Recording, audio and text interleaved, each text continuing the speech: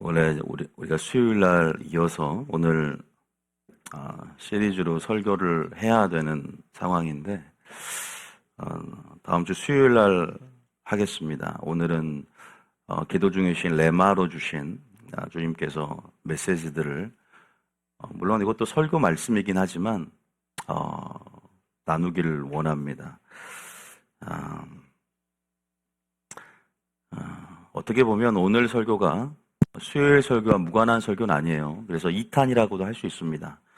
그런데 또 제 마음속에 제 영가운데 주신 레마의 음성과 메시지들을 좀 나눠야 되겠다. 주님께서 나누기를 원하는 마음을 주셨고 그렇게 좀 나누고자 합니다. 여러분 건강한 교회의 지표가 무엇일까요? 우리 교회는 참 건강하다라고 말합니다. 저희들이 홈페이지 작업을 이제 하고 있는데, 저도 이게 벤치마킹을 다른 교회 하면서, 홈페이지나 또 어떤 교회 목사님, 우리 교회는 참 건강하다고 하면서, 우리 교회는 그럴 때 보통 그 척도로 우리는 건전한 교단에 속해 있다라고 말을 하죠. 물론 저도 장로의 신학대학원을 나오고 MDB 과정을 마치고, 어떻게 보면은, 정통 중에 장자교단, 정통에 안수를 받았습니다. 과연 이것이 건강함의 척도일까? 그런데 제가 어떤 홈페이지를 보면서 우리는 건강한 교회입니다가 하는데 주님이 이렇게 영적으로 보여주는데 영양실조가 걸려있는 거예요. 교회가 건강한 게 아니라 영양실조가 걸려있는 환상을 보여준 적이 있어요. 여러분, 우리가 왜 영양실조가 걸리고 왜 건강할까요? 무엇이 건강함의 척도일까요? 뭘까요? 밥입니다. 밥을 잘 먹어야 되죠. 그죠? 여러분, 밥이 뭘까요? 교회에서 제공되는 점심일까요? 우리 교회는 그러면 매주마다 점심을 제공 안 하니까 예를 들어서 건강하지 않는 교회고 점심을 끼니 때마다 다 챙겨주면 그게 건강한 교회인가? 물론 아니죠. 어떤 교단에 가입되느냐 이것도 아니고요. 어떤 말씀을 전하느냐, 그 심령의 뿌리는 그 씨가 위로부터 왔느냐, 아니면 심령에서 왔느냐, 땅에서 올라왔느냐. 우리가 지혜도 위로부터 내려온 지혜가 있고, 심령에서 또 땅에서 올라온 지혜가 있듯이, 그 씨의 출처, 그 밥이 어떠한 밥이냐, 이것이 진정한 건강함의 척도죠. 다시 말해서, 말씀의 질이겠죠. 동의하십니까? 이것이 사활을 걸 정도로 중요합니다. 교회 정체성은요, 진리의 기둥에 터라고 했습니다. 얼마만큼 중요한가? 여러분들은 어떤 교회를 찾습니까? 목회자의 인격입니까? 아니면 교회의 건물의 규모와 성도의 수입니까? 항상 물어봐요. 성도는 몇 명 정도 되냐? 어떤 교단에 가입되어 있느냐?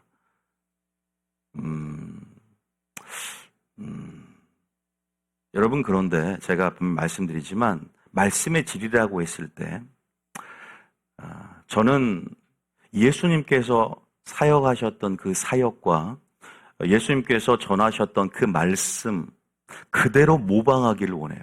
자, 모방이란 이 말이 뉘앙스가 조금 어감이 좀 그러면 그대로 승계하고 또 계승해서 그대로 하길 원합니다. 여러분, 예수님이 12제자를 세웠어요. 그런데 다른 사역을 했나요? 아니죠. 12제자를 세우고 70인 제자를 세우면서 예수님과 동일한 사역, 동일한 능력으로, 아니 오히려 예수님과 더 큰 능력으로, 그러나 예수님과 동일한 방향성으로 사역하길 원하셨어요. 믿습니까? 그것이 예수님이 전한 동일한 메시지고 말씀이고 그러한 메신저가 되어야 돼요. 요한복음 14장 12절에 예수님께서 이렇게 말씀을 하시죠. 자, 오늘 말씀을 제게 주신 레마, 이거 다 주신 것들이거든요. 말씀으로 증거를 다 대드릴 텐데 오늘은 여러분들이 편안하게 좀 들었으면 좋겠어요. 자, 예수님께서 하신 말씀입니다. 시작. 내가 진실로 너에게 이르노니 나를 믿는 자는 내가 하는 일도 그도 할 것이요 또한 그보다 큰 일도 하리니 이는 내가 아버지께로 감이라. 예수님께서 말씀하십니다. 내가 하는 일을 그도 하고 너희도 하고 저도 해야 됩니다. 믿습니까? 동일한 사역을 얘기합니다. 근데 오늘날 한국교회 또 영적 지도자들이 얼마만큼 예수님과 동일한 사역과 메시지를 전하는 것. 예수님께서 하신 치유사역, 예수님께서 하신 예언사역, 능력전도, 예수님께서 말씀하신 동일한 하나님의 말씀을 동일하게 전하는가. 더 큰 일도 해야 된다 그랬어요. 동일한 일을 한다고 했습니다. 그런데 예수님께서 하신 사역과 메시지를 그래도 저는 그 전철을 따라가고 그 길을 따라가길 원합니다. 부족하지만. 그런데 예수님과 똑같이 하다 보면 문제가 생겨요. 그러니까 문제는 아닌데 문제라고 보면 문제죠. 어떤 문제가 생기냐. 오류 없이 이렇게 메시지를 전해보면 이 예수님이 전한 참 진리, 물론 예수님은 진리 그 자체였죠.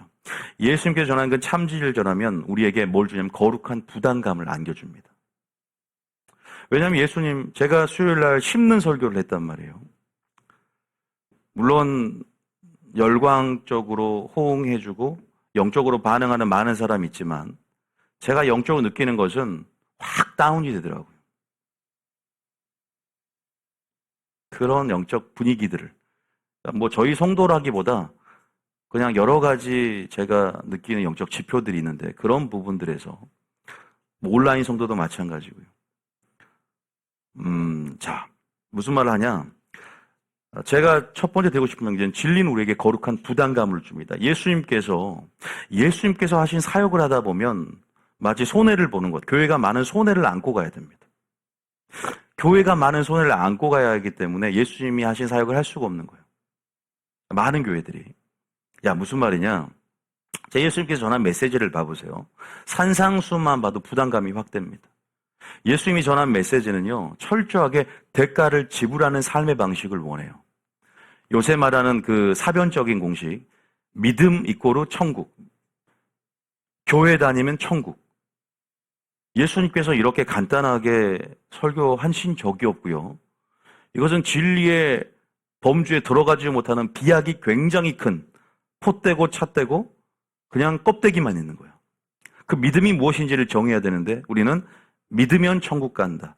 교회 다니면 천국 간다라는 공식으로 제멋대로 기만하며 살아가죠. 근데 예수님의 설교를 정직하게 하다 보면 무엇을 심어야 된다는 표현들. 뭔가 어제도 우리가 했지만 사대교회에 편지를 하면서 내가 네 행위를 보고 있다. 네 행위를 찾는다. 네 행위를 보니까 네의 온전함을 찾는다. 주님은 찾는 건 요구는 굉장히 크단 말이에요. 뭐 온전함을 찾고 행위를 찾고 그런데 조금만 교회에서 행위를 강조하면 행위구원론자, 행위에 대한 알레르기 반응, 행위가 아니라 우리는 믿음이라는 이원론적인 구도로 행위와 행함과 믿음을 분리시켜버려요. 저는 너무나 많이 봅니다. 제가 이거를 개혁하고자 이 교회를 세운 거거든요. 행함을 강조한다고 해서 믿음을 강조하지 않는 게 아닌데 예수님이 전한 메시지를 보면요. 심각할 정도로 과연 이 계명을 지킬 수 있을까라고 생각이 들 정도로 부담감을 안겨줘요. 사복음서만 읽어보세요. 그런데 예수님이 우리에게 먼저 본을 보여서 순종의 생애를 살아간 거를 사람들이 다 잊어먹고 십자가만 바라봅니다. 그러니까 십자가만 너무 의지해요. 이 문제가 엄청나죠. 십자가를 하지 말라는 게 아니라 십자가를 의지하면서 저기가 내가야 죽어야 할 장소가 아니라 예수님께서 죽으시고 부활하셔서 나의 죄를 구원했으니까 이제는 은혜가 끝났고 이제 그 은혜가 한번 받았으니까 영원히 존속되어서 내 안에서 따로 은혜를 구하지 않아도 십자가의 효력이 끝까지 나의 삶과 무관하게 미칠 거라는 착각에 빠져있죠.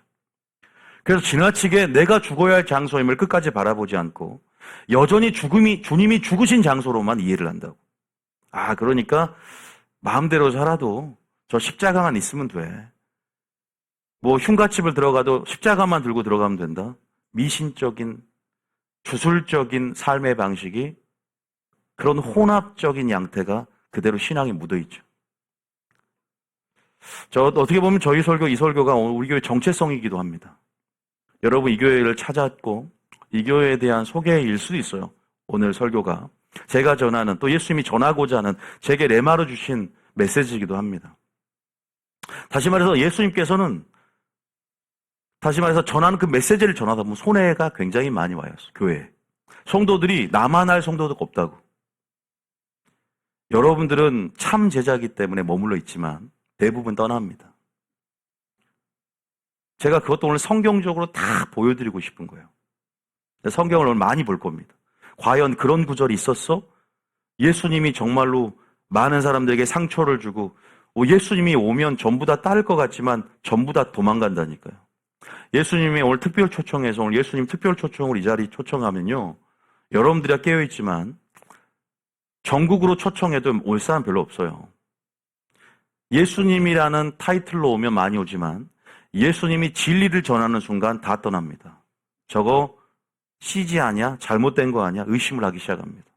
이게 예수님 시대에 일어났다고. 여러분 너무 익숙해 있는 거예요. 참 진리에 여러분들은 이 설교를 듣고 있기 때문에 익숙해 있지만 심각합니다. 정말로 심각하다는 거를 알아야 돼요. 그러니까 여러분들은 준비가 될 사람들이지 그래서 익숙해지면 안 돼요. 자, 어쨌든 예수님이 전한 산상순을 보세요. 예수님이 전한 제자도의 길, 제자의 길을 보세요. 좁으면 좁은 길로 들어가라.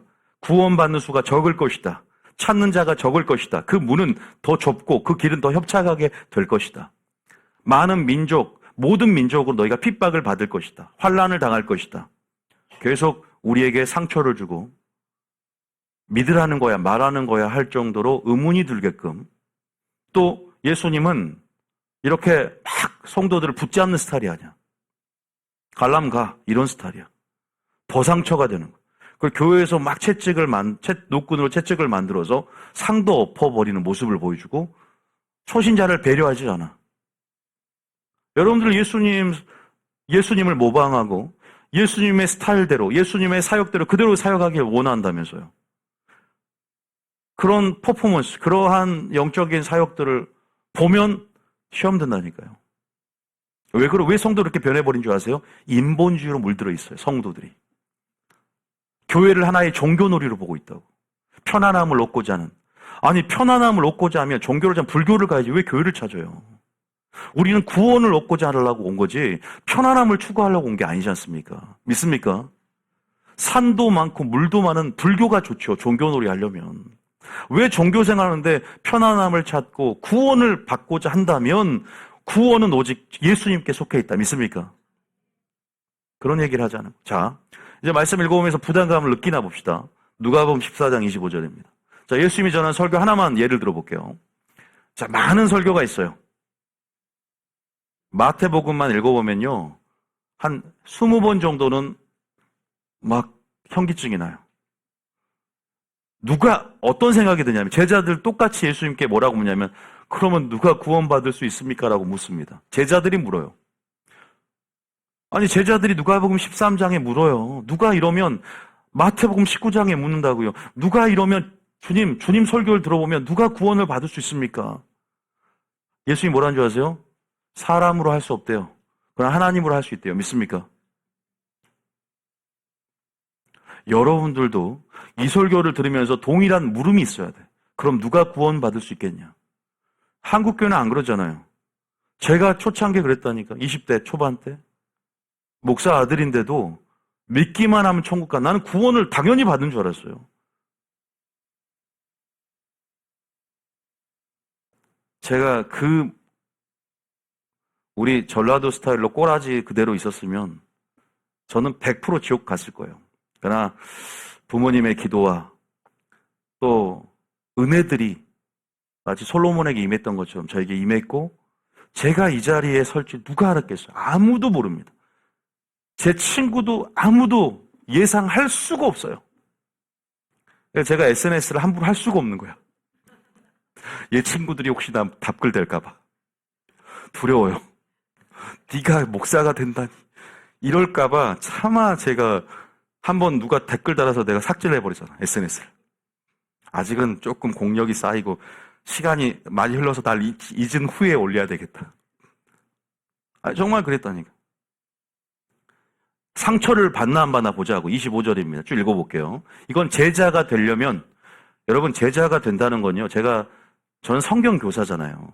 제자가 된다는 거는 우리가 성령학교 하면서 제자가 되는 게 아니라 네가 구원을 얻으려면 우리가 너는 모든 민족을 제자로 삼으라는 말처럼 우리가 예수를 믿으면 제자가 다 되는 거거든요. 그러니까 네가 정말로 구원 얻으려면이란 뜻이에요.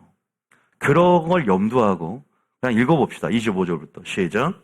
수많은 무리가 함께 갈새 예수께서 돌이키사 이르시되. 자, 많은 무리가요 교회 다닌다고요. 처음에는 뭣도 모르고 예수님 오신다 그래서 예수님이란 타이틀로 뭐 기적을 보고 왔을 수도 있고, 야 병을 고치고 뭐 부자로 산다더라 그냥 솔깃해서 그냥 손잡혀서 그냥 아내 따라서 온 사람도 있고 남편 따라서 온 사람도 있다고. 근데 이제 딱 교회 와서 김원희 목사가 참 진리를 딱 제시해. 예수님의 사역 그대로, 메시지 그대로, 사역 그대로 하니까. 26절에 한번 여러분 느끼는 부담감. 시작. 물은 내게 오는 자가 자기 부모와 처자와 형제와 자매와 더욱이 자기 목숨까지 미워하지 아니하면 능히 내 제자가 되지 못하고. 미워하면 제자가 되지 못한대. 믿기만 하면 천국 가는 공식과 틀리잖아요. 저는 이 구절을 보면서 이건 나에게 해당이 안 된다고 생각했다. 그런데 누가 이 1.1핵이라도 땅에 떨어지지 않는 이 말씀을 가지고, 그죠? 생존의 몸부림. 이 말씀을 살아내는 것이 사활을 꼴 정도로 중요하다고 생각하며 누가 그러한 마음을 품고 주님 앞에 나아가겠냐 이 말이에요. 좋습니다. 이 첫 번째 조건은요, 그냥 할 수 있겠다 생각이 들어. 그래, 미워하라는 거 어디서 들은 풍월은 있으니까. 그래, 내가 죽고 예수로 사는 사람 항상 찬양도 했고 일반적인 진리가 되는 거지. 그냥 그렇게 하면 되겠다. 여기까지는 좋아요. 그래, 여기까지는 통과했다 칩시다. 자, 두 번째 조건입니다. 시작. 누구든지 자기 십자가를 지고 나를 따르지 않는 자도 능히 내 제자가 되지 못하리라. 한 번 하면 되지 무슨 두 번까지 주님은 또 확인 사살을 하시나? 십자가를 지고 나를 따르래. 고난을 짊어지고 그래 한번 해보겠습니다. 고난도 받아야 된다고 하니까 목사님이 또 어제 설교도 고난이 크면 영광도 크고 no pain, no gain 세상의 원칙도 있고 여기까지는 좋아. 근데 이제 시험에 드는 건 세 번째 조건이야. 33절입니다. 자, 세 개를 말하거든요. 33절 읽어봅니다. 시작. 이와 같이 너희 중에 누구든지 자기의 모든 소유를 버리지 아니하면 능히 내 제자가 되지 못하리라. 주님 이것만은 포기 못합니다. 물질 설교하면 이제부터 시험 들기 시작하는 거예요. 아니 소유를 팔아야, 소유를 버리지 않으면 제자가 구원받지 못한다는 얘기구나. 충격을 받아요. 제가 심고 거두는 법칙 설교를 이제 시작을 하면서 이제 심는 그 스펙트럼이 워낙 넓다 보니까 뭐 기도, 하나님의 선한 일이란 총체적인 개념 안에서 뭐 사역, 봉사 많은 것도 있지만 물질을 심는 개념도 얘기를 합니다. 그런데 물질을 심을 때 물질을 가지고 축복의 개념과 연관하면 되게 행복해요. 재정의 기름이 부어지고 그래 귀가 쫑긋합니다. 우리가요, 제가 1시간 설교할 때 다 시험 드는데 2시간 설교하면 더 시험 들고, 근데 누가 주식을 통해서 돈 버는 법, 떼돈 버는 법, 매덕 투자, 몇백만 원 투자해서 매덕 버는 법 하면 2시간도 부족하다고 그래요. 3시간, 4시간 정도 해주시지, 좀 더 해주세요. 귀가 쫑긋하면. 이건 가치의 문제인 거예요. 그 사람의 현재 마음의 상태의 문제예요. 생각해보세요. 허리가 아파도요, 2시간, 3시간 돈 버는 법 그러면 허리 아픈 건 사라져버려요. 어느 순간. 그거 아십니까? 가치의 문제인 거예요. 그건 여러분이, 제가 여러분의 불평을 듣고 있는 그게 중요한 게 아니라 하나님은 여러분을 지금 어떻게 평가하느냐가 중요하다는 걸 보셔야 돼요. 지금 여기에 수많은 천군 천사들이 여러분의 예배를 주목하고 여러분의 기도를 운반하고 있다고요. 하늘과 연결된 찬양이 일어난다는 것을 어제 계시록 4장 5장을 봤지 않습니까? 온 우주적인 찬양이 일어나요. 여러분의 찬양과 함께 오케스트라 합중주가 여러분 악기와 함께 다 올려드린다고 믿습니까? 우리는 믿음의 눈을 열어야 돼요. 무슨 말 하고 싶냐? 물질에 대한 예수님께서 말을 한다고요. 자, 두 가지잖아요. 삶과 물질의 두 영역을 주님이 예배의 요소로 접근합니다. 네가 모든 소유를 버리지 않으면 능히 내 제자가 되지 못한다. 다시 말해서 물질을 축복의 개념과 연결하면 귀가 쫑긋하지만 물질의 개념을, 이 물질론을 구원의 문제로 연결시키면 시험이 든다고. 목사님 축복 받냐 안 받냐는 괜찮지만 구원을 받냐 못 받냐를 왜 물질론과 연결시키냐. 너무 심하지 않냐. 제가 심한 게 아니에요. 그 설교가 바로 달란트 설교예요. 달란트 설교를 제가 오늘 하려고 했다. 근데 이거 하면 안 될 것 같다 마음이. 주님이 갑자기 이걸 딱 주시는 거예요. 달란트 설교는 수요일 날이에요. 그때 많이 안 나와보세요. 자기의 모든 소유를, 근데 이걸 누가 실험하냐? 한 사람이 있어요. 누구일까요? 부자 청년이에요. 부자 청년에게 주님이 이렇게 33절의 말씀을 한 번 더 설교를 해버립니다.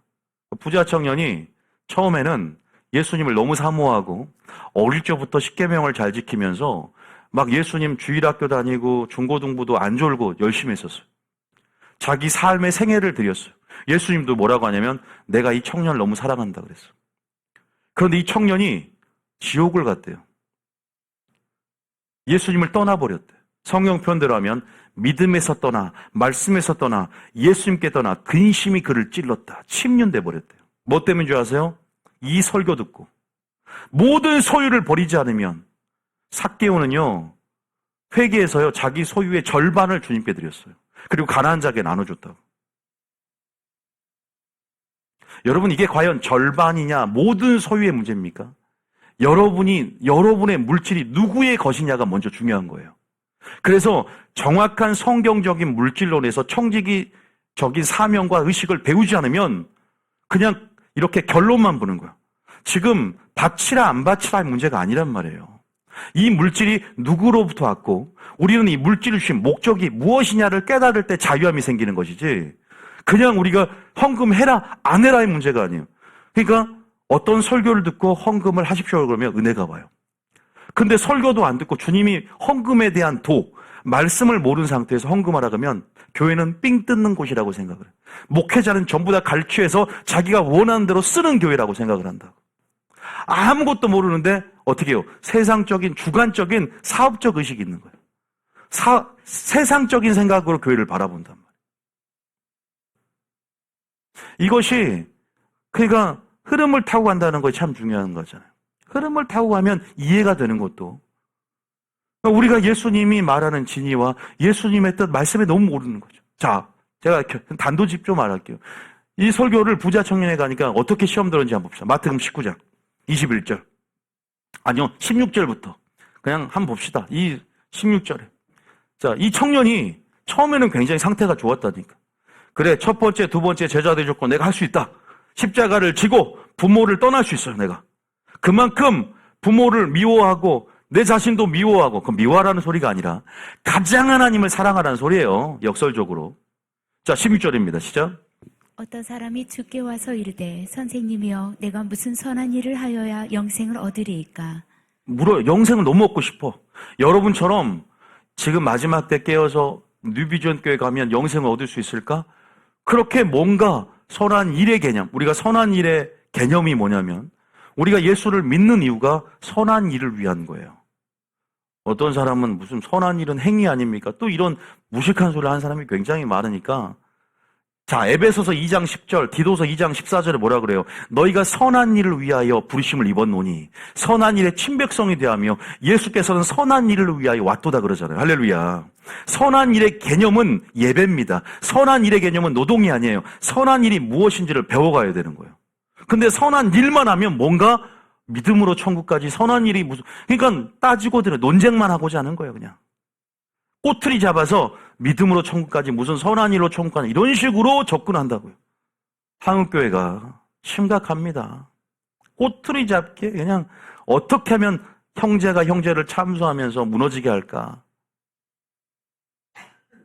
이건 좋은 의도입니다. 주님이 알려준다고. 17절에 보세요. 17절에 시작. 예수께서 이르시되 어찌하여 선한 일을 내게 묻느냐? 선한 이는 오직 한 분이시니라. 내가 생명에 들어가려면 계명들을 지키라. 계명을 지키라면 또 율법주의야. 여러분 계명을 지키시길 축복합니다. 계명을 지키고 순종해야 합니다. 믿습니까? 순종하지 않으면 지옥 간다 그래도요. 안 믿어요. 자, 믿음이 없으면 지옥 가는 거 맞는데 순종하지 않으면 지옥 간다 그러면 또 이건 안 좋게 생각. 믿음과 순종은 하나입니다. 믿습니까? 그러면서 18절에 담대해요. 18절 시작. 이르되 어느 계명이니오까? 예수께서 이르시되 살인하지 말라, 간음하지 말라, 도둑질하지 말라, 거짓 증언하지 말라. 내 부모를 공경하라, 내 이웃을 내 자신과 같이 사랑하라 하신 것이니라. 28절에 20절. 그 청년이 이르되 이 모든 것을 내가 지키어 싸운데 아직도 무엇이 부족하니이까? 담대하죠? 아까 제자도의 길 가운데 첫 번째, 두 번째는 굉장히 잘하는 것 같아요. 그 정도쯤이야. 목사님 이 설교는 제가 부담 없이 받아들입니다. 목사님 전쟁에 관한 설교 너무 은혜 교회 받았습니다. 그런데 갑자기 이제 심는 설교를 하니까 확 시험이 드는 거예요.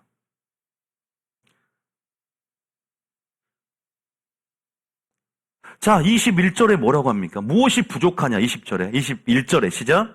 예수께서 이르시되 내가 온전하고자 할진대. 예수께서 온전을 요구한다고요. 그냥 여기서 끝나는 게 아니라 네가 온전하고자 할진대. 왜 이렇게 말했을까요? 저는 여러분들이 온전한 영역에 들어오지 않으면 마귀에게 공격할 틈을 버리고 있다는 걸 내가 알고 있어요.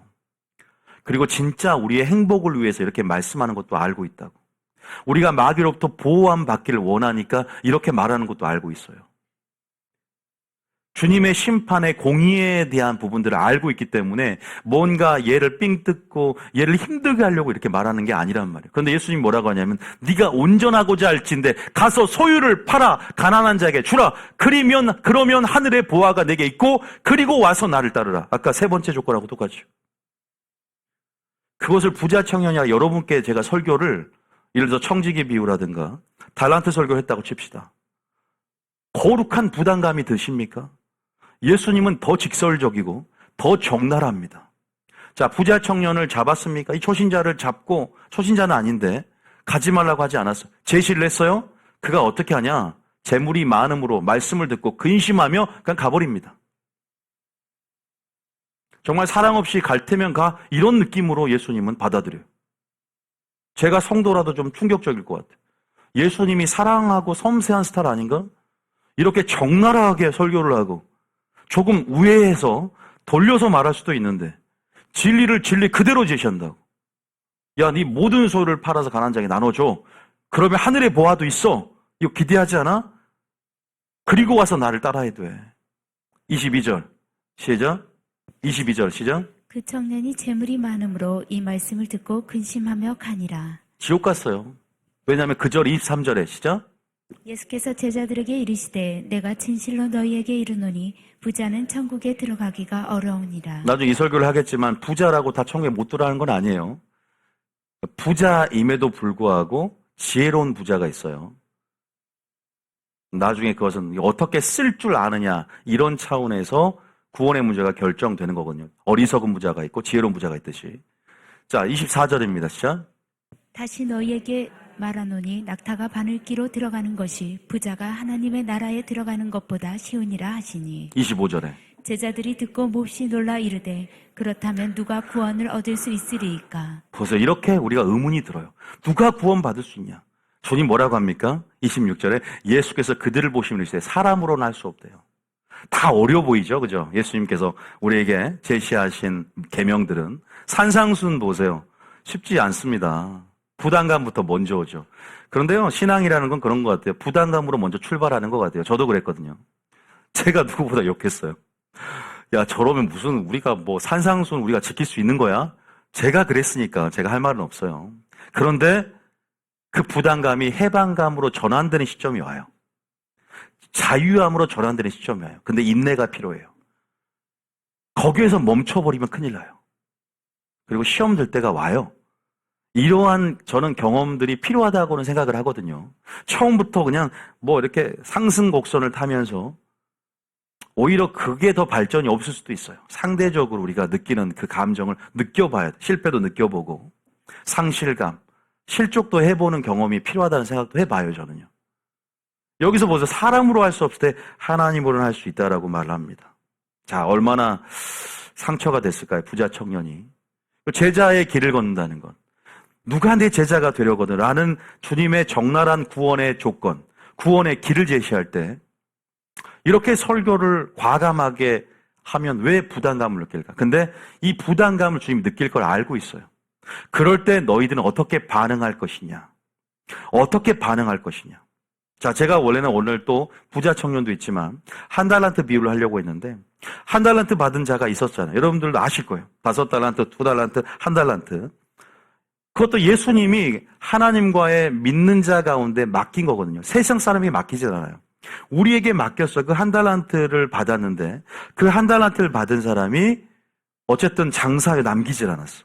그 주님이 자신 재물을 청지기 직분을 부여받았고 하나님이 원하시는 그 목적대로 용도도 사용하지 않았어요. 주님이 다시 오실 때 너에게 맡겨준 물질을 어떻게 했냐라고 다 셈하고 회개하고 결산할세 그랬어요. 저는 땅에 숨겨놨습니다. 주님이 무서워서 주님은 심은 대로 거둔 하나님이 아니라 심지 않은 데서 거두고 해치지 않은 데서 모는 줄 제가 알았습니다. 친밀한 관계가 없어. 왜 맡겼는 줄 모르고 펑펑 쓰고 쓰는 사람도 있지만 이 사람은 수동적으로 믿음을 발휘하지 않고 맡겨놨어. 그러니까 주님이 그 심판 내용만 보잖아요. 뭐라고 하냐? 넌 지옥 가야 돼. 또 상처를 줘. 저는 이 구절이 좀 빠지길 바랬지만 그러니까 저도 이 구절을 전해야 되잖아요. 하나님께서. 왜냐하면 우리는 결국 구원의 문제 때문에 오는 거잖아요. 마음의 편안함 얻으려고 온 게 아니라 구원을 받는 길을 배우려고 왔고 우리가 구원을 얻으려면 어떻게 가야 되냐. 그냥 솔직히 말씀드려서 믿기만 하고 잘 믿고 어느 정도 내 기준으로 신앙생활하면 그렇게 하나하나 까다롭게 예수님이 말씀하신 기준대로 사랑할 필요가 있어요. 어느 정도 사랑하면 되고 어느 정도 11조하면 되고 어느 정도 용서하고 어느 정도 미워할 사람 미워하고 왜냐하면 사람이 다 사는 게 그런 거니까 서로 존중해주고 이건 세상의 법칙이잖아요. 그렇게 할 수가 없는 거야. 그러니까 더 나만 손해를 보는 거예요. 제 인격만 이 강대상에 올라오면 표준을 제시해야 되니까 제가 부드러운 남자인데 엄격한 사람처럼 보이고 이게 쉽지 않습니다. 오죽 있으면 혈압이 올랐을까요, 제가. 자, 봐보세요. 뭐라고 한지만 보자. 마태 25장 28절에. 그 한 달란트 받은 자를 주님이 재림 때는 기회도 없어, 이제. 차라리 재림 전에는 살았으니까 기회라도 있는데. 제가 무엇을 말씀드리고 싶냐면 예수님이 이만큼 적나라했다는 걸 보여드리려는 거예요. 자, 25장 28절. 한번, 본문 다 읽지 말고 그냥 그 내용만 28절에 시작. 그에게서 그 한 달란트를 빼앗아 10달란트 가진 자에게 주라. 굳이 그냥 잘못했다고 하면 되는데 한 달란트를 뺏어서 10달란트 그냥 줘. 너는 뺏겨야 돼. 이렇게 얘기하는 거예요. 그 다음 절 29절에 시작. 무릇 있는 자는 받아 풍족하게 되고 없는 자는 그 있는 것까지 빼앗기리라. 이게 천국의 비밀이에요. 계속 가속도가 붙는 사람은요 더해집니다. 천국의 비밀이 열어지는데 한 번 침체가 왔는데 침체를 돌파하지 못하면 계속 나락으로 떨어져요. 나중에 있는 것도 빼앗겨버려. 마귀가 가만히 있지 않는 거야. 여러분의 그 작은 틈을 타고 들어와서 나중에는요 한 번 교회 안 나온 사람이 계속 안 나와버리고 한 번 시험 든 사람이 계속 시험 드는 것처럼 우리의 감정을 컨트롤하지 못하고 성령 충만하지 못하면 큰일 나요. 위험해집니다. 어느 순간이 오면 이제 나도 회복이 안 돼버려. 경계하셔야 돼요. 보세요. 있는 것 같이 빼앗겨버린다. 그 다음 절에 3절에 뭐라 그래? 3절에 시작. 이 무익한 종을 바깥 어두운 데로 내쫓으라. 거기서 슬피 울며 이를 갈리라 하니라. 퀴즈는 한 달란트 받은 자가 불신자냐 믿는 자냐 뭐였을까요? 믿는 자 아닙니까? 좀 정직해보면 좋을 것 같아요. 한국교회가. 그러니까 이게 왜 이렇게 돼버렸을까요? 왜 이런 식으로 복음이 뭔가 물을 타서 희석시켜버리고 왜 예수님이 전한 사역 그대로 계승하지 않고 왜 그렇게 승계하지 않고 그러니까 연쇄적으로 사도행전 같은 능력 있는 교회가 나오질 못하는 거죠. 그리고 예수님 마음이 시원하질 못해. 천국에서 보면서 나 그대로 내 설교를 택배기사처럼 전하지 않는구나. 쟤는 중심이 살아서 내가 한 사역 그대로 성령을 통해서 하고 있구나. 누가 기뻐할까요? 하나님이. 근데요, 진리를 전하면요, 손해를 봅니다. 왜? 2가지 반응이 나타나요. 첫 번째 반응은요, 아까 말씀드렸죠. 부자 청년처럼 떠나버립니다. 자, 요한복음 6장 66절입니다. 진리를 전하면, 보세요. 제가 참 진리를 전하면 그래요. 참 진리를 전하는 반응이 그렇다는 거예요. 자, 2부류 중에 여러분들은 반대 부류이지만 이 부류가 나타난다. 66절입니다. 시작. 그때부터 그의 제자 중에서 많은 사람이 떠나가고 다시 그와 함께 다니지 아니하더라. 예수님께서 어떤 설교한 줄 아세요? 이 사람들 지금 모인 사람들이 기적 보고 모였거든요. 야, 오병이의 기적을 맛보고 이 사람들이 야, 이분은 우리의 메시아다. 야, 그러니까 목적이 바라야 돼. 교회 다니는 목적이 바라야 돼. 그런 사람들이 저녁에 가버나움 회당으로 전부 다 모였어. 오늘은 어떤 기적을 할까? 근데 오병이어의 기적을 보였다면 이제는 하나님께서 오병이어 뭐예요? 결국 먹는 너희들의 떡을, 그죠? 물고기 떡을 이제는 내가 생명의 떡이고 이제는 나를 먹어야 되고 나의 피를 마셔야 한다는 거야. 순종에 대한 부담감을 딱 줬어요. 순종에 대한 부담감을 딱 주니까 순종해야만이 너희들이 너희 영적 생명을 취하며 마지막 날 내가 살림을 받을 것이다 라고 하니까 이 사람들이 어렵다, 이 말씀은 어렵도다 다 떠나는 거예요. 자, 어려운 것일까요? 안 듣고 싶은 것일까요? 안 듣고 싶은 거예요. 어려운 게 아니라 순종하기 싫은 거예요. 제 설교를 어렵다고 생각하는 사람이 있어요. 어려울 수 있어요. 배경을 모르니까. 근데 영은요 그러지 않아요. 어려워도요 반드시 이끌리게 돼 있어요. 믿습니까? 어려워도 이끌리게 돼 있다고. 먹고 싶어요. 영적인 걸 맛보면. 그 초신자가요 양이기 때문에 열매 맺는 그 뭐랄까 퍼센테이지는 적어요. 열매 맺는 양은 좀 제한됐지만 계속 맺고자 하는 그 소욕과 마음들이 은혜 가운데 들어오게 돼 있어요. 믿습니까? 여러분, 많은 사람이 보죠. 적은 사람이 아닙니다. 많은 무리가 따랐고 많은 사람이 떠나버리고 예수님과 함께 하지 않았어요. 67절에 12제자에게 이르시되 너희도 가려느냐? 주님이 상처가 얼마나 커요. 주님의 상처가 얼마나 커요. 주님이 울면서 우는 마음으로 야 너희도 갈 거냐. 주님이 오병이에 지금 설교 한번 잘못했다가 다 떠났어. 와 그렇게 막 몰려들었죠. 기적을 행할 때는. 근데 저녁에 이제 그 기적을 봤던 낮에 기적을 봤던 사람들이 가버나움 회당에 몰려들어서 주님이 나는 하늘에서 내려온 산떡이고 생명의 떡이며 생명의 피다. 생명의 떡과 피를 마신 자 그 속에 생명이 있고 마지막 날 내가 그를 살릴 것이다. 어려운 설교? 조금 재림이나 부활이나 정말 원색적인 예수님과 같은 동료의 설교를 하면 사람들은 익숙하지가 않아요. 무슨 설교가 저렇게 극단적이야? 왜 이렇게 세? 어떤 사람이 전도한다고 제 설교를 딱 틀어주는데 너무 목사가 세게 설교하네. 한국교회 기준이 그만큼 낮춰져서 예수님이 설교했으면 그 사람은 예수님 욕했어요. 교인들이 하는 말입니다. 성경 그대로 읽어줄 뿐이잖아, 저는요. 제가 뭐 슬피 울며 일갈미 있으라고 했습니까? 한 달란트 받은 자에게 주님은 저는 그래도 지옥 간다는 얘기는 안 해요. 예수님은 슬피 울며 일갈미 있으려리다. 물론 우리가 한 달란트, 물론 공포심을 심어주려고 그랬을까요, 과연? 제 설교 의도가 공포심을 심어주고 너 이렇게 모르면 지옥 간다. 아니요. 우리에게 그래서 설교를 총체적으로 들어보면 어떤 우리에게 그러한 지옥에 대한 경각심과 경계심에 기록된 말씀에 경계, 왜 우리가 연약하기 때문에 주님은 그런 말씀으로써 하나님의 공의를 드러내고 죄에 대한 주님의 관점을 제시하기를 원했고 주님은 정직하게 구원의 길에 대해서 왜 항상 마귀는 우는 사자와 같이 여러분의 틈을 찾고 구원 얻지 못하게 하려고 하는 상황 속에서 주님이 더 말씀 안으로 들어와야만이 거기가 안전지대고 합법적인 안전지대임을 알기 때문에 어떻게 보면은 우리에게 속박하고 자유를 제한하는 것 같지만 우리에게 행복과 안전과 보호하심이 있다는 사실을 믿으시기 축복합니다. 그래서 구약에서부터 하나님의 섭리를 설명하는 거예요. 너희도 가려느냐? 주여 영생의 말씀이 주께 있사오니 우리가 네게로 가오리까. 말씀의 가치를 깨달으면 예수의 말씀 진리와 뜻을 깨달으면 동의하게 되고 아멘하게 될 줄 믿으시기 축복합니다. 이런 부담감을 느낀다는 거. 떠나기만 해요. 핍박도 합니다. 죽이려 들어요. 여러분 부자 청년이 떠났어요. 수많은 사람들 성도가 지금 떠났습니다. 너희도 가려냐? 떠나기만 하는 게 아니라니까.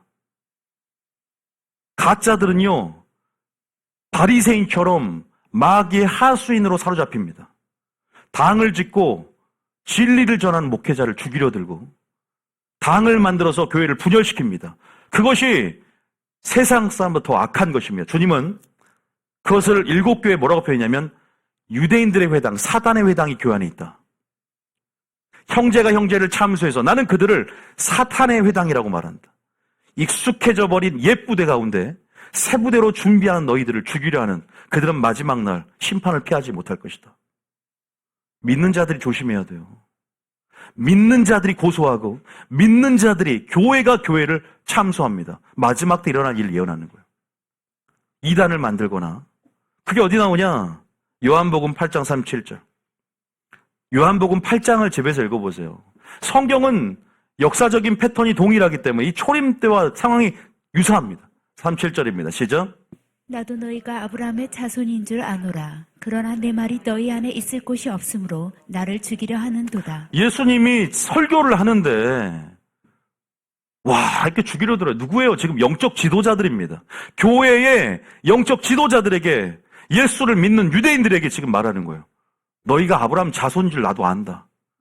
믿음으로 우리가 영적 아브라함 자손 됐죠?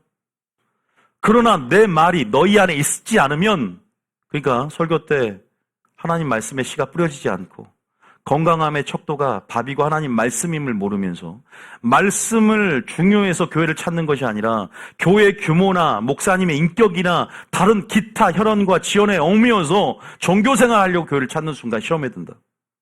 내 말이 너희 안에 있을 곳이 없기 때문에 예수님을 죽이려 했다고. 누가 죽이려 했어요? 불신자입니까? 여기만 기록된 게 아니라 40절에도 뭐라고 합니까? 40절에. 자, 보세요. 40절에. 자, 시작. 지금 하나님께 들은 진리를 너희에게 말한 사람인 나를 죽이려 하는도다. 아브라함은 이렇게 하지 아니하였느니라. 여러분, 진리를 말하면 이단이 되고 진리를 말하면 떠나고 진리를 말하면 죽이려 한다고요. 가인이 아벨을 죽였습니다. 이스마엘이 이삭을 괴롭혔습니다. 바리새인이 예수님을 죽이려 했습니다. 교회 안에 오늘도 바리새인의 마귀의 하수인 노릇하는 성도들이 마지막 참 진리를 전하는 성도들과 의인들을 죽이려 들 것입니다. 저희 교회는 다행히 그런 사람이 없어요. 그럼에도 불구하고 수많은 교회들의 파벌과 그죠? 그러한 당파 싸움, 그리고 당을 짓고 참 진리를 전하는 목회자들을 그죠? 내쫓고 고소하고 세상에서도 일어나지 않는 일들이 교회 안에 일어나고 있고, 물론 교회에서 올바른 말씀을 전하지 않기 때문에 희생절개 똥을 목회자에게 발라버리겠다는 표현처럼 그 말씀에 응할 수 있어요. 레이아 맺은 생명의 평강의 언약을 어기고 하나님 입에 율법을 담지 못하고 그들에게 바른 길을 제시하지 못해서 하나님께서 목회자를 심판하는 차원에서 성도들을 사용할 수도 있어요. 레이기 말라기에 보면. 그럼에도 불구하고 참진리를 전하면 이러한 수모를 하나님 나라를 위해서 핍박을 당할 수 있다는 것이죠. 이거를 각오하지 않고 저는 이 자리에 서진 않았습니다. 각오를 해야 돼. 근데 나만 각오한 게 아니야. 같이 죽어야죠. 같이 죽기 원합니다. 죽는 자는 살 것이다. 역설의 진리 아시잖아요. 죽고자 하는 자는 살 것이요 살고자 하는 죽을 것이니라. 생명을 얻고자 하는 자는 잃을 것이요 잃고자 하는 얻을 것이니라. 이 역설의 진리를 믿으시길 축복합니다. 마지막 되지 않습니까? 우린 계시록을 지금 하고 있고 세월의 마지막으로 흘러갈수록 이런 일들은 더 빈번해지고 강도도 더 강해질 것입니다. 지금 아직은 우리 교회가 인지도가 좀 낮기 때문에, 물론 유튜브에서는 조금 영향력을 발휘하고는 있지만 이제 시작점이에요. 각오가 돼야 돼. 할렐루야. 각오가 된다. 지금 동탄에서 처음에 의교에 왔을 때 안 좋은 일이 많이 일어났어요. 그러나 제가 사정을 다 말씀드릴 수 없지만 우리 교회에 어떤 소문을 낸지 모르겠어요. 그것도 여러분들이 그런 부분들을 생각해요. 근데 여러분, 제가 말씀드린 것처럼 이런 부류도 있지만 한 부류는 또 어떤 부류인지 아세요? 바로 여러분 같은 부류인데, 바로 이런 적나라한 구원의 길을 제시하고 부담감을 주는 부자청년처럼 이러한 부류들도 있지만, 너희도 가려느냐, 다 떠나고 함께하지 않는 이런 부류들, 그죠? 오히려 죽이려 하는 이런 교회 안에 이런 부류들도 있지만, 교회 안에 어찌할 거라는 심령의 부류들이 있어요. 그럼 내가 어찌할 거? 오히려 이 가난한 심령, 은혜를 더 구하게 되면서 주여 나를 불쌍히 여기소서, 이렇게 가난한 절박한 심령들을, 그 겸손한 심령들을 찾고 있다. 할렐루야. 이것이 은혜를 얻는 조건. 자, 그런 분이 한번 볼까요? 그런 분들도 봐야죠. 어딜 보냐? 사도행전 2장 37절. 두 부류가 있다고. 사도행전 2장. 자, 베드로가 설교를 딱 했어요. 설교 끝나니까 너희가 예수를 죽였도다 이렇게 하니까 37절에 시작. 그들이 이 말을 듣고 마음에 찔려 베드로와 다른 사도들에게 물어 이르되 형제들아 우리가 어찌할꼬 하거늘. 이런 어찌할꼬라는 심령을 회복하길 축복합니다. 주여 어찌할꼬, 가난한 심령이 되어 하나님의 은혜가 아니면 할 수 없구나. 구원받는 수가 적으니까, 그러니까 적다 그러니까 주여 그러면 어찌할꼬, 주여 어찌할꼬. 이건 뭐죠? 바로 나의 한계성을 자각하고, 내 안에 구원을 이끌어낼 자력이 없고 그저 내 안에 선한 것이 없음을 인정하는 것이죠. 그러니까 절대적으로 누군가를 의존하게 되는데, 그것이 바로 그 대상의 하나님이 되고 전심으로 주를 시선을 고정하면서 하나님 아니면 안 됩니다. 은혜를 그렇게 붙잡고 의지하게 되는 사람이 되는 걸 얘기합니다. 할렐루야. 이런 사람을 너무 기뻐하세요. 이런 사람은 의롭다 하세요. 할렐루야. 어찌할 거라는 심령. 그게 누구였어요? 세리의 기도였어요. 자, 누가복음 18장 13절. 주님이 이것을 나에게 깨닫게 했다니까요. 제 기도 가운데. 누가복음 18장 13절에 읽어봅니다. 시작. 세리는 멀리 서서 감히 눈을 들어 하늘을 쳐다보지도 못하고 다만 가슴을 치며 이르되 하나님이여 불쌍히 여기소서 나는 죄인이로소이다 하였느니라. 주여, 날마다 이러해 심령. 주여 나를 왜 불쌍히 여겨요? 주님의 영광을 말씀 가운데 비추고 그 말씀을 들었어. 예수님께서 나를 따르려거든 이런 조건을 제시하고 좁은 문 좁은 길 산상수훈을 제시하니까 어찌할꼬 이제. 나를 보면 실족해. 그러나 주님을 바라보면 주님은 천지를 창조하셨고 주님은 구속주의 하나님이야. 그 예수님을 바라보면 그죠? 그 은혜를 통해서 주님이 그 삶을 걸었어요. 주님은 그 길을 걸었어요. 주님의 그 구원의 길을 먼저 걷고 제시했어요. 주님이 내게 은혜를 주셔서 사람으로 할 수 없을 때 성령의 충만함 가운데 하나님은 도와주실 수 있는 분이고 우리를 돕기 위해 성령을 보내주셨고, 할렐루야. 십자가의 목적은 성령을 보내는 것입니다. 믿습니까? 우리를 죄에서 구원한 것 이상으로 성령을, 내가 죽지 않으면 성령을 내게 보낼 수 없다 그랬거든. 하나님의 공의적인 조건 가운데 예수께서 십자가에 달려 돌아가셨기 때문에 성령 우리에게 보내주셔서 우리 안에 내주함으로 우리를 도와줄 수 있다. 할렐루야. 순종할 수 있는 힘을 주신 거예요. 지킬 수 있는 힘을 주신 거예요. 믿습니까? 계명을 지켜야 돼요. 너희가 나를 사랑하면 나의 계명을 지켜야 된다. 예수님께서 우리에게 말씀하신 조건들, 구원의 기준들, 그 표준 그대로 목적을 가지고 목표를 삼고 따라가야 됩니다. 할렐루야. 다름질해 가야 되는 거예요. 어쩔 수 없어요. 저희 교회는 정직하게 설교하기를 원하고 예수님께서 성경에 뭐라고 말씀하셨는가? 심는 설교도 교회에서 무슨 돈 삥 뜯고 돈 재정에 좀 솔직히 재정이 어려워요. 지금 저희 교회가. 그런데 재정 충만하려고 오늘은 이 설교 한번 해서 재정 좀 팍 들어오게, 그 하나님한테 심판받을 그 마음가짐이에요. 저는 사람을 기대하는 게 아니에요. 절대 사람을 기대하지 않습니다. 그냥 그 감동과 주님이 이런 설교를 하라니까 하는 거고, 머릿수로 사람을 따지면 누가 우리 교회 등록한다는데 동의한 다음에 등록하라고 하겠습니까? 그냥 머릿수가 벌벌 떠는 거지. 사람이 무서우니까. 떠나면 다 재정이 나가는데. 그러니까 머릿수를 재정으로 생각하냐, 한 용어로 생각하냐, 무엇을 제시할 것이냐. 영적 지도자의 목표가 총회장이 되는 것이냐, 영적 목표가 무엇이냐, 큰 교회 세우는 것이냐, 교회 많이 세우는 것이냐. 자기가 지금 목회하고 담임하고 있는 교회부터 건강한 교회를 만들어야 되는데 그냥 교회를 세우기에 무상이 됐어요. 무상이. 교회를 세우는 게 많이 세워서 그냥 지옥 백성 만들어. 바리새인이 그랬잖아. 교인을 하나 얻기 위하여 온 땅 바다 육지를 두루 다니다가 교인 하나를 더 만들면 지옥 백성 만드는도다. 교회 많이 세워서 지옥 백성 만들려고 합니까? 하나님 싫어해요. 마귀가 좋아해요. 자기가 전하고 있는 말씀의 질. 그래서 디모데전서 2장 15절에는 디모데야, 너는 진리를 옳게 분별하는 것이다. 디모데 후서 2장 15절에 뭐라고, 디모데 전서 2장 15절에 뭐라고 합니까? 사도 바울이 디모데 젊은 목회자에게 몇 절에 2장 14절? 디모데 후서 몇 장이죠? 2장 10 몇 절이죠? 14절인가? 15절이요. 자, 읽어봅니다. 시작. 너는 진리의 말씀을 옳게 분별하며 부끄러울 것이 없는 일꾼으로 인정된 자로 자신을 하나님 앞에 드리기를 힘쓰라. 네, 먼저 진리의 말씀을 옳게 분별해야 돼. 그리고 내 양을 먹여라. 내 양을 치라.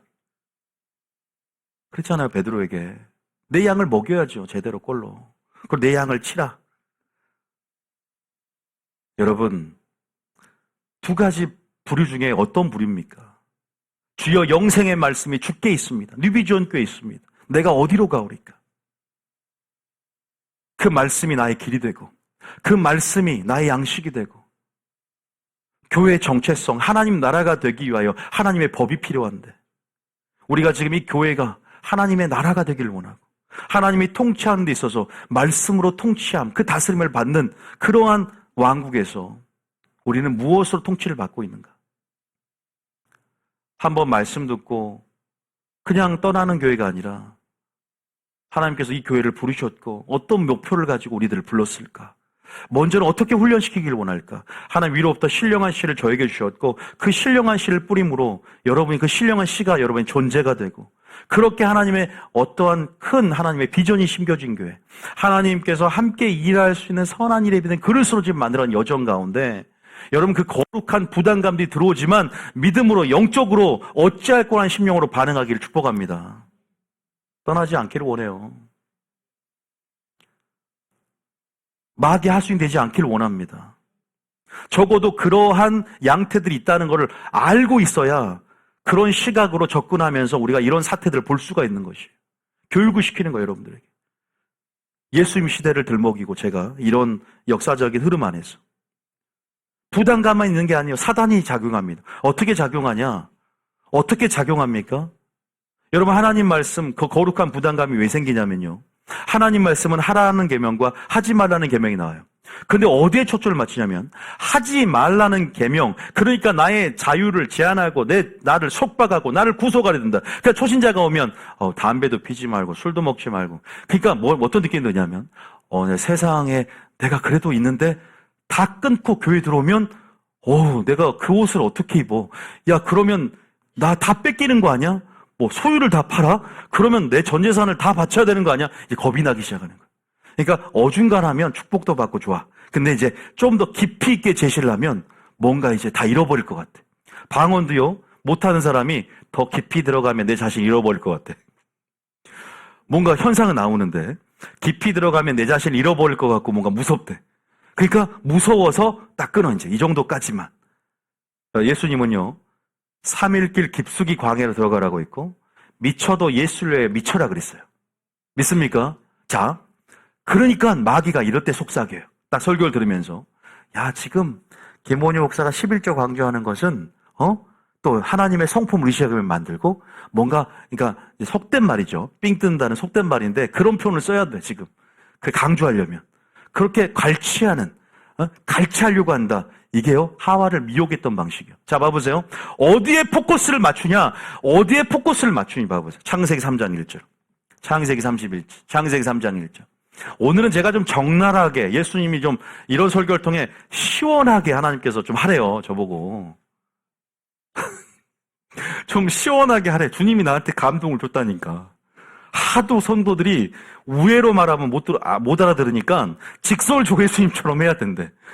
그러니까 성도들 특징이 돌려 말하면 모른대요. 그래서 예수님이 직설적으로 했나? 자, 3장 1절입니다. 시작. 그런데 뱀은 여호와 하나님이 지으신 들짐승 중에 가장 강교하니라.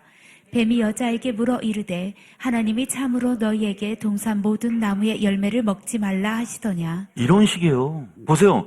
예수님께서, 여러분 저는요, 하나님께서 우리에게 하라는, 누릴 수 있는 축복은 더 많이 주신 것 같아요. 그런데 마귀는 어디에 포커스를 맞추냐면요, 좀 틀려. 모든 선악과를 먹지 말라고 한 거를, 야, 하나님은 모든 나무의 열매를 먹지 말라. 부정적인 느낌이 들게끔 하자.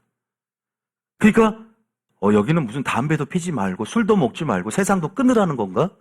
이런 어떤 부정적인 인식을 주게 만들잖아. 마귀가. 그잖아요. 그러면서 참으로 그래요. 그러면서 말씀의 진정성, 하나님의 성품을 의심하게 만들어요. 너 손해봐. 이렇게 생각을 집어넣고 부추긴다고. 마귀가 푸시한다고. 우리 생각이 마치 내 생각처럼 우리가 부담감을 느낀 것 같지만 마귀가 작용하고 있어요. 마귀가 역사하고 있어요. 마귀가 지금 작동하고 있다고. 그 생각을 대적해야 됩니다. 할렐루야. 그 생각을 뿌리쳐야 됩니다. 어찌할 거라는 심령은 내 생각에 맞지 않아도 하나님 말씀이면 그냥 그 말씀이 기록된 대로 순종해 가다 보면요. 은혜가 들어오기 시작합니다. 그 말씀 그대로 11조가 이런 거구나. 그냥 내 생각이 아니라 바보처럼 정말로 바보처럼 그냥 하나님 말씀이 그러하니까 순종해 보면요. 은혜가 들어오고 복이 들어옵니다. 믿습니까?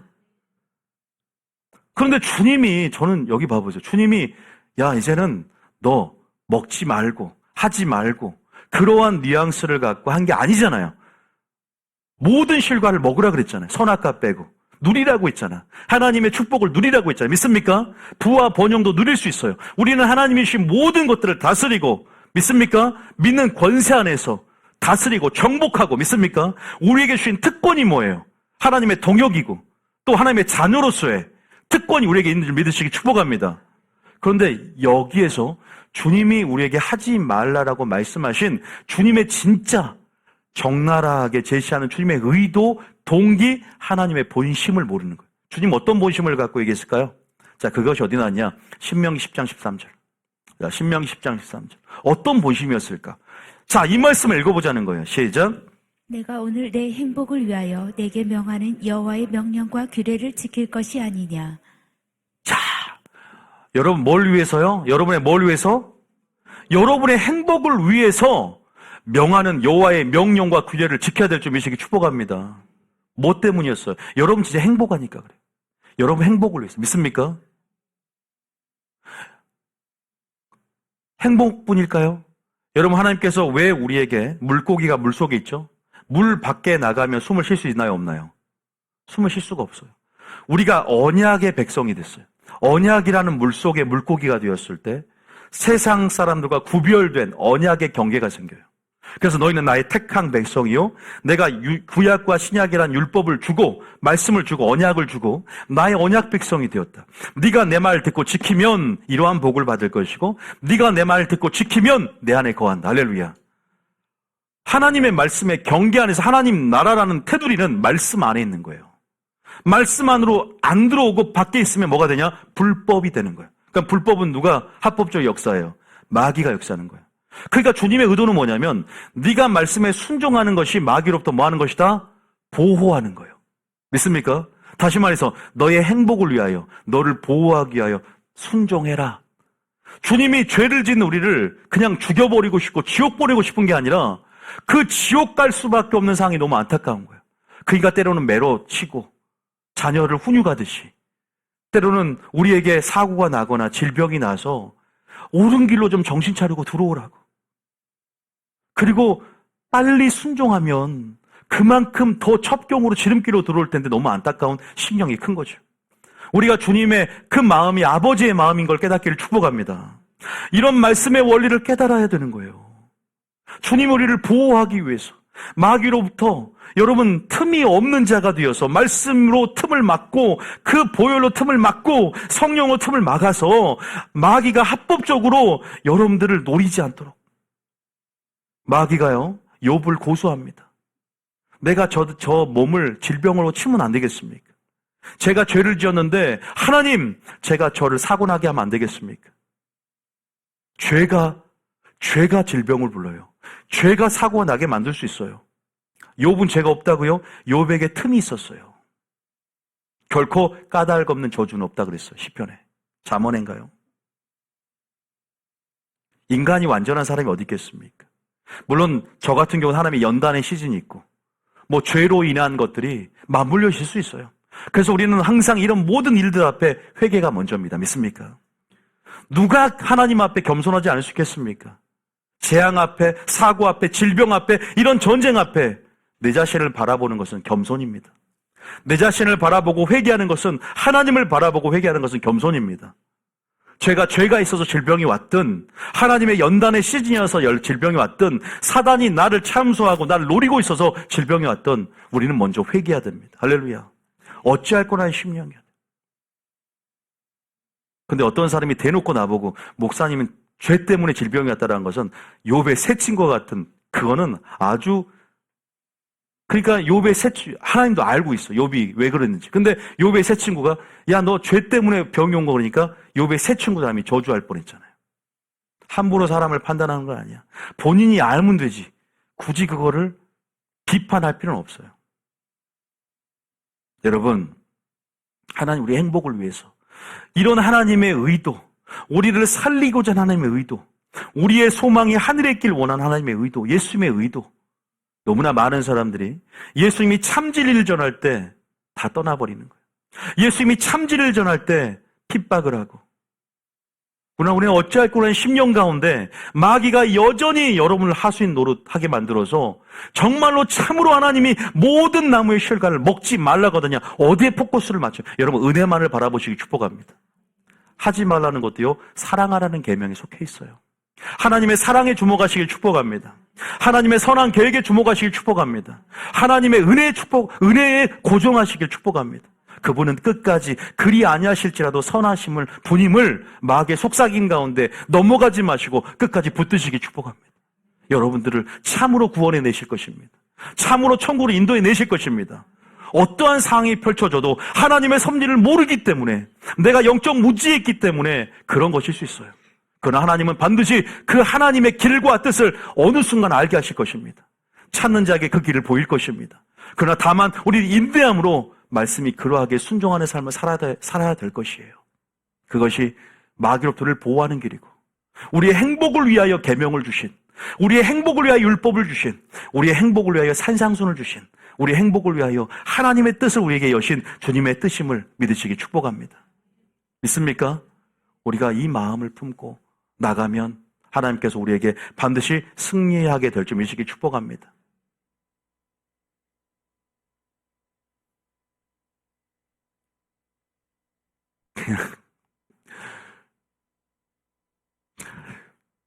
왜 제가 지금 멈췄을까요? 할 게 더 있는데 왠지 여기서 끝내야 될 것 같은 마음. 이 갈등, 순간 이 갈등이 들어왔어요. 더 하고 싶은데 지금 더 할 게 있는데 지금 안 되겠다. 네, 주님이 여기서 끝내라고 해도 괜찮을 것 같아요. 여러분들 오늘 그래서 어떻게 내가 어떤 부류가 될 것이냐. 그래요. 어쨌든 거룩한 부담감은 결국 시작은 그렇게 할 수 있어요. 그러나 해방감, 진리 안의 자유, 참으로 내 말이 너희 안에 있을 곳이 없으므로 너희가 나를 죽이려 하는 것처럼, 나는 하나님의 말씀의 씨를 내 마음밭에 뿌리는 것의 가치와 중요성에 대해서 소홀하진 않았나. 우리가 거듭나는 것도 하나님 말씀의 씨의 역할입니다. 내 자신이 거룩하게 되겠다, 나 찬양 열심히 불러서 그거 안 돼요. 하나님 말씀이 뿌려져야 되고 그 씨가 우리의 존재를 바꿔놔요. 우리를 거듭나게 해요. 그래서 말씀과 성령이 아니면 거듭나게 할 수 없고, 말씀과 성령이 아니면 예배자가 될 수 없고, 말씀과 성령 아니면 우리의 마음을 새롭게 함으로 변화를 받을 수가 없는 거예요. 여러분들, 그래서 건강함의 척도, 지표, 우리는 영양실조가 걸린 성도가 아니라 마지막 때 담대하게 설 수 있는 건강한 성도들이 여러분 돼야 되고요. 그건 영적인 속사람의 상태를 얘기하거든요. 정말 우리가 더 많은 이제 하나님의 참진리, 예수님이 하신 사역대로 하게 되면 오명을 쓰게 될 겁니다. 과연 그것이 옳을까? 그러나 예수님이 하셨다면, 예수님이 여과 없이 그들 제시했다면, 구원의 길이 이런 것이라고 그런다면 부담감도 들 수 있고 어려움도 올 수 있어요. 왜? 그것을 아직 이해하지 못하는 어린아이 수준일 수 있잖아요. 그런데 예수님이 그런 말씀하셨다면 분명히 은혜도 함께 주셔요. 지킬 수 있는 능력도 함께 주셔요. 할렐루야. 그냥 하라고만 해놓지 않고 본인이 먼저 모범을 보이셨고 우리에게 주실 은혜와 성령을 주실 수 있어요. 그래서 그 성령 의지하고 은혜를 의지하면 사람이 할 수 없을 때 하나님이 모든 것을 능히 여러분을 통해 하게 하십니다. 그걸 믿으세요. 그리고 여러분의 반응을 선하게 하세요. 원망, 불평, 마귀가 속삭임, 하수인 노릇하지 말고 다 대적하고 다 거부하세요. 그냥 말씀의 근거에서 믿음을 발휘하고 여러분의 심령을 선하게 어찌할 거라는 심령, 사고 통회하는 심령으로 나아가세요. 여러분들이 참진리를 전할 때 목회자는 입을 닫지 말고 참진리를 전할 때 성도들은 귀를 닫지 마세요. 입을 열고 귀를 여세요. 성도들 의식하지 말고 부드러운 설교 요구하는 성도들, 마지막 사역을 쫓을 스승을 얻으며 허탄한 이야기에 귀를 기르며 진리를 멀리하는 마지막 세대 가운데, 말씀의 기가린 세대 가운데 목회자들은 참 진리, 예수님이 하신 사역 그대로 배우려 하고 분별하려고 하고 용기를 내세요. 성도들은 반드시 사모하는 마음을 가지고 진리의 사랑을 진리를 사모해서 찾으세요. 그럼 진리의 사랑을 잊게 될 것입니다. 진리가 여러분을 보호하게 될 것입니다. 진리가 여러분 마귀로부터는 보호하게 될 것입니다. 진리 안에서 네가 내 말도 행하면 들어가도 복을 받고 나가도 복을 받을 것이다. 복을 받게 될 것입니다. 하나님이 진짜 이 교회를 어떻게 평가하는지만 주목하세요. 사람들이 나를 누구라느냐가 문제가 아니야. 하나님이 우리 교회를 어떻게 평가하고 하나님의 평가에 귀를 기울이세요. 할렐루야. 규모나 수에 집착하지 마세요. 구독자가 몇 명이냐? 제가 좀 집착했나요? 저는요, 오해. 저는요, 기도하면서, 주님, 구독자가 지금 3만 명을 달려갑니다. 저는 개인적으로 이 말씀이 땅끝까지 가면 참 유익이 되니까 그런 마음이 있어요. 근데 하나님이 예수님이 내 구독을 눌러주면 그게 진짜 구독이 아닌가. 어떤 사람은 그 구독을 취소한 목회자가 있어. 얘는 잘 가다가 내 말씀을 안 전해 내 얘 채널 구독 취소할 거야. 옮겨 탄다고 예수님도. 그러나 제가 채널 딱 그 기도하면서도 하나님께서 유튜브 채널에 예수님이 먼저 구독을 눌러주셨구나. 지켜보고 계신다는 거예요. 그런 생각을 했어요. 그러니까 이 말씀이 더 멀리 퍼진 의미에서 부흥이나 수의 규모의 확장을 제가 원하는 것이지, 저는 부흥이 수와 규모에 있다라고 말한 적이 없어요. 항상 질적인 충만함, 100%. 이것이 부흥 아닙니까? 믿습니까? 교회를 많이 세우는 건 마귀가 원한다니까. 배나더 지옥 백성 만들 거예요. 하나님이 어떻게 사용할지는 하나님이 사용하실 겁니다. 저는 하나님의 주권에 맡길 것이고, 그러나 저는 소신 있는, 용기 있는 사역을 하고 싶은 마음이 있어요. 아주 연약해요. 사람을 제가 담대하게 무서워하지 않기 때문이 아닙니다. 하나님이 저를 연단시키시고 제 가치가 하늘에 있고, 그러기 때문에 부족하고 사단이 또 속삭일 수 있지만 우리가 같이 기도하고 주님 가신 길만을 따라간 뉴비전교회 성도 될 줄 믿습니다. 잘 선택하시고 잘 반응하시길 축복합니다. 옆 사람에게 잘 선택하고 잘 반응합시다 한번 할까요? 찬양 들어주세요.